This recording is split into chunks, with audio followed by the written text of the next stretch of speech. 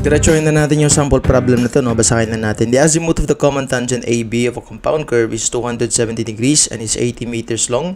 The azimuths of the tangents from PC and PT are 250 degrees and 280 degrees respectively.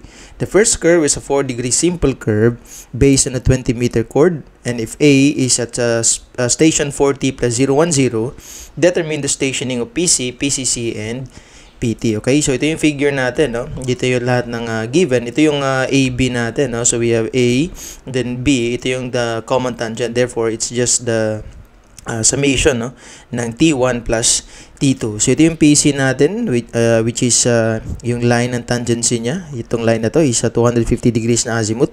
And then we have 270 degrees na azimuth naman yung AB natin, and then yung tangent natin passing through PT is 280 degrees azimuth. So kung mapapansin natin dito, yung azimuth natin is measured from the south, directed clockwise. So yun yung ginagawa natin kapag hindi naman binigay yung reference if north or south na pag measure ng azimuth. Okay, so we have radius 1 and then radius 2, I1 tsaka I2, and then ano ba? Ito I1 tsaka I2. Ito lang yung mga basic na components ng simple curve natin. And then na-mention din dito that AB, so line AB sulat lang natin, no? So line AB is just 80 meters long, which is equivalent lang siya sa T1 plus T2. Okay, kasi yan yung common tangent natin. And then na-mention din that the A, itong point A na to is at station 40 plus 010. Okay. So, ito yung approach natin sa sample problem na to, no? So, galing sa station A, kailangan natin kunin si PC, PCC, and PT. So, madali lang to, no? Para makuha natin si station PC, kailangan lang natin ibalik, no? So, galing dito kay A, gawin lang natin yellow, no? So, galing dito kay A, magmumove lang tayo ng distance tangent 1 or T1 para makuha natin si station PC. Tapos, galing naman dito kay PC, kailangan lang natin kunin si LC1 papunta dito sa PCC. So, ito ngayon si LC1. Tapos, galing naman dito sa PCC, kailangan lang natin kunin ulit si LC2 papunta dito sa PT natin para makuha natin yung station ng PT. So, ganun lang, no? Yung kailangan natin is we have T1, tapos si LC1, tapos LC2. Makukuha na natin si station PC, station PCC, and station PT. Okay, so paano ba natin kunin si T1? So, dito lang tayo sa first curve natin, no? Pwede lang natin hatiin yan. Kaya ng mga ginagawa natin, no? Yung iba, nagme-memorize sila ng mga na equation, pero para sa akin, mas okay na, intindihin natin kung saan galing yung mga equation na yun, okay? So, dito, meron tayong triangle na na-form, tapos ito yung right angle natin. So, meron tayong, draw lang natin ulit, no? So, we have itong line na yan, and then we have the 90 degrees, then we have the straight line. So, ito yung T1, tapos ito yung 90 degrees natin, ito yung R1. Tapos, ito naman, this is the I1 over 2, okay? So, this one is I1 over 2. So, susolve muna natin pala yung mga I, no? Kalimutan natin. Dito muna tayo kay I1. So, if yung line na to is 270 degrees, tapos ito naman is 250 degrees kasi yung azimuth. Therefore, I1 is just the difference, no? 270 minus 250, that's 20 degrees. Si I2 naman, difference siya dito, no? Yan, equal lang yan. Kapag mayroon tayong lines na ganun, ito yung alpha, ito naman yung alpha, ibig sabihin, equal lang silang dalawa, no? Property yan ng mga lines. So, ano ba yung measurement ng angle na to? If this is 280, this one is 270, therefore, this one is 10 degrees. Sulat na natin na maayos, no? 10 degrees. Therefore, I2 din is equivalent to 10 degrees. So, isulat na lang natin, no? We have I1 is equivalent to 20 degrees, tapos I2 naman is equivalent to 10 degrees. Therefore, dito sa natin, this is I1 over 2, this is 10 degrees. This is I1 over 2. Okay? So, dito tayo sa triangle na nagawa natin, no? Ito yung triangle na yan, no? Yan. Delete lang natin para malinis yan. So, meron tayong equation na magagawa dito sa triangle natin, which is tangent, no? Opposite over adjacent. So, we have tangent of I1 over 2 is equivalent to T1 over R1.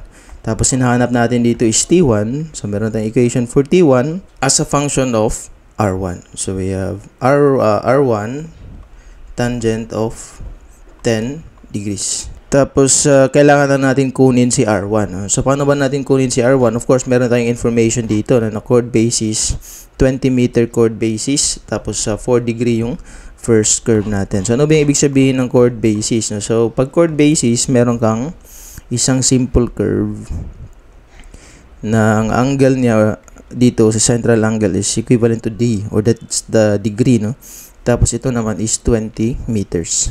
So ang curve dyan, pag gagawin natin yung curve, ito yung curve niya, no? Yan. Yan yung magiging curve mo.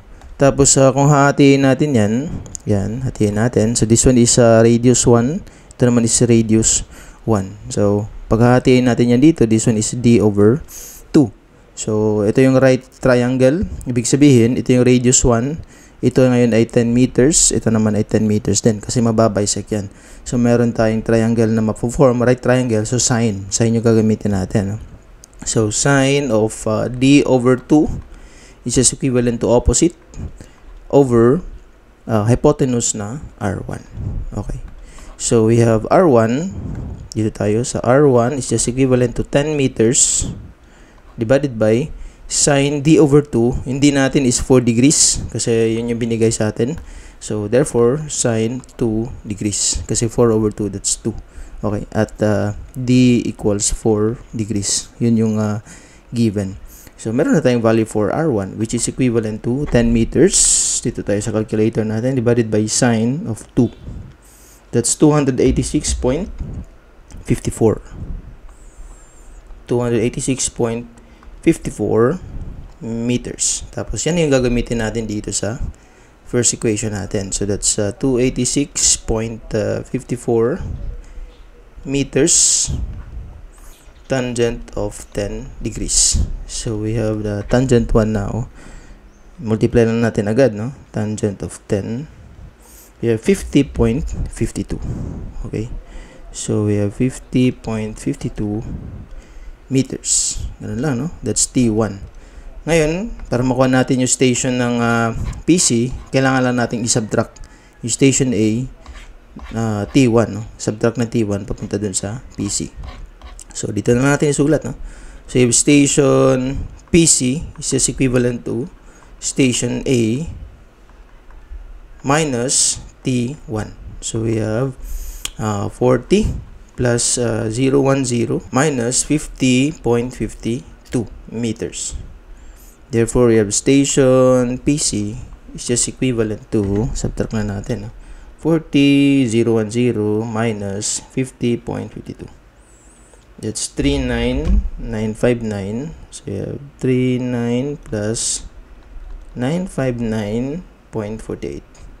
Understood din na naka-meters yan, kilometers plus meters. So, yun yung station PC natin. Kuha na. Next naman is kukunin natin yung station PCC. So, galing dito sa PC, kailangan lang natin kunin si LC1. So, ano yung equation ng LC1? Siyempre, alam natin yan, no? Dito na lang natin gawin, no? Para hindi na masyadong malayo. So, ang standard natin na equation for arc length is S equals R theta. So, meron tayong LC1. Ito yung S natin, no? Yung curve, yung arc bale, no? Tapos, yung R1 is the radius. Tapos, I1 naman yung theta. Okay? So, meron na tayong R1. Meron din tayong I1. Tingnan lang natin ulit si R1. 286.54. So, we have 286.54 times I1 na 20 degrees.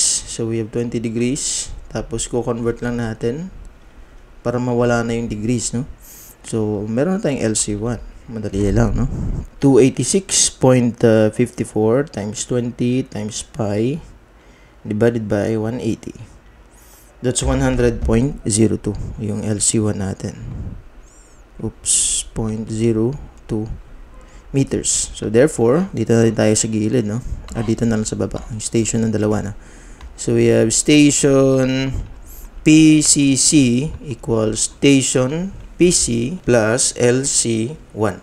So ito yung LC1, ito naman yung station PC. So we have 39 plus 959.48 plus, parenthesis na lang natin, no? Para maano na station yan, 100.02 meters.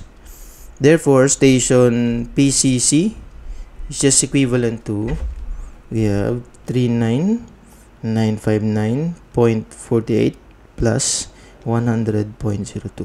40 plus 059.5. Ito na yung station PCC natin. Tapos, para makuha natin si station PT, dadagdagan lang natin, no, si station PCC ng value ng LC2. So, paano ba natin mahanap si LC2? Of course, dito ulit tayo sa S equals R theta, no? So, we have LC2, ito yung S natin, tapos R2 ay 2. So, hindi natin alam pareho alam pala natin si I2, no? Which is 10 degrees. So, si R2 na lang yung hindi, no? So, paano natin makuha si R2? Ganun pa rin, no? Yung ginawa natin dito sa first na curve natin, divide natin yan. Tapos, meron na tayong 90 degrees dito sa tangent, no? So, kung gagawin natin na separate na triangle yan. So, ito yung 90 degrees natin, tangent, saka yung radius 2. Tapos, ito naman si tangent 2. Ito naman si 5 degrees kasi half siya ng 10 degrees. So, meron tayong magagawang equation dito. So, we have tangent, no? So, tangent of 5 degrees is equivalent to T2 divided by R2. Tapos, ang hinahanap natin dito is, of course, si R2 naman, no? So, we have R2 is just equivalent to T2 divided by tangent of 5 degrees. Ngayon, din natin alam si T2, no? Pero, meron na tayong na-establish na equation kanina, no? Na 80 meters is just equivalent to T1 plus T2. So, therefore, pwede natin hanapin si T2 at T2 is just equivalent to 80 minus T1. So, we have, ano ba yung value ng T1? 50.52. So, we have 80 minus 50.52. That's equivalent to 80 minus 50.52. That's 29.48. 29.48 meters. So, therefore, R2 is just equivalent to 29.48 meters divided by tangent of 5 degrees. So, R2 is just equivalent to, divide na natin agad, tangent 5 degrees. 336.96. 336.96 meters. Tapos, yun, nakukuha na natin si LC2 kasi meron na tayong R2. And then, I2 is just 10 degrees. So, 336.96 meters times 10 degrees. Tapos, we have pi over 180. Para ma-convert lang, makancel yung mga degrees dito. So, you have 336.96. Diretso na natin, no? Times 10 times pi divided by 180. So, that's 58.81. 58.81 meters. Therefore, station ng PT, station of PT is just equivalent to station PCC plus LC2. Yung station ng PCC natin is at 40 plus 059.5. So, we have 40 plus 059.50 plus LC2 na 58.81. Tama ba? Ito LC2. No? Yan, 58.81. So, station PT is just equivalent to, so we have 40, 059.5 plus 58.81. That's 40 plus 118.31. So, yun yung station PT. Okay? So, yun lang, no? Ito lang yung mga sagot natin for station PT, station PCC, and then we have station PC. So, madali lang, no? Again, no? Yung gagawin lang dito kapag ganito is we have station A, tapos backtrack mo konti, no? Para makuha mo yung PC using T1, tapos kukunin mo si LC1 para makuha mo si PCC, and then kunin mo naman si LC2 para makuha mo si PT. So, ganun lang yung gagawin kapag compound curves. Kasi imaginary yung mga lines natin dito sa common tangent. So, sa pag-layout ng mga curves, tangent tsaka curve yung gagamitin natin. So, meron tayong tangent na line, tangent din dito, no? So, hindi pwedeng galing dito sa A, diretso ka ng PCC, tapos gagamitin mo yung common tangent. Okay? So, kailangan mo balik ka muna dito sa PC, tapos LC1, kasi ito yung mali-layout mo, no? Yung length ng curve. So, galing PCC naman, similarly, magdadagdag ka ng LC2 papunta dito sa BT. Okay? So, ganoon lang yung process, no? Kindly double check na lang dun sa mga figures natin. And yun, baka may namali tayo na pagpindot sa calculator or ano. By the way, minsan sa pagkuha ng mga length ng curve, ginagawa nila is parang nire-ratio nila yung dalawang ano, yung degree tsaka yung central angle, no? Kunwari, meron tayong ganito, no? So, tapos meron din tayong similar na ano, parang nire-ratio ng iba yan. So, we have, for example, this one is I, tapos ito naman is degree. So, ito yung curve, LC, ito naman yung curve na 20 meters. No? So, ang ginagawa nila, nire-ratio nila yung dalawa. No? So, we have LC, ratio niya sa 20 meters, tapos ito naman is I, ratio na is D. So, kinukuha muna nila si degree of curve para makuha nila si LC. So, therefore, yung equation na to magiging LC is equivalent to 20I over D. Similar lang siya actually dito sa R theta, no? Kasi pag i-resolve natin yung equation na to, yung 20 over D natin is just actually equivalent sa radius. Kasi, di ba, ang degree or ang yung arc length natin, which is dito sa figure, 20 is just actually equivalent to radius, no? Pareho lang kasi yan ng radius. Hindi lang figure na yan. Yan. Kasi pag kukunin natin yung degree, no? So, we have 20 is just equivalent to R D, no? So, ang magiging equation ng R is just equivalent to 20 over D, which is essentially ito yan, no? So, yung LC1, mabe-breakdown, or hindi naman mabe-breakdown, no? Pero pupunta din siya dun sa equation na R, I, or LC. Pero, yun. Mas madali lang pag ito yung gagamitin natin diretso na para mas madali kasing maalala, no? Kasi alam na natin to, no? Compared dito na kailangan mo lang mag-ratio, baka magkamali ka pa, no? Anyway, dun din naman pupunta yan. Okay? So, depende lang, no? Ito kasi ma-eliminate lang ang pagkuha ng R. Yan, yung pagkuha mo ng radius. Pwede mo lang kunin si I tsaka si D, makuha mo na si LC1. Okay? So, anyway, pareho lang din naman yung kalalabasan ng sagot. Sinali lang natin dito kasi baka meron kayong mga ibang methods or procedure ng pag-solve. Ganon din naman yung lalabas nun. Okay?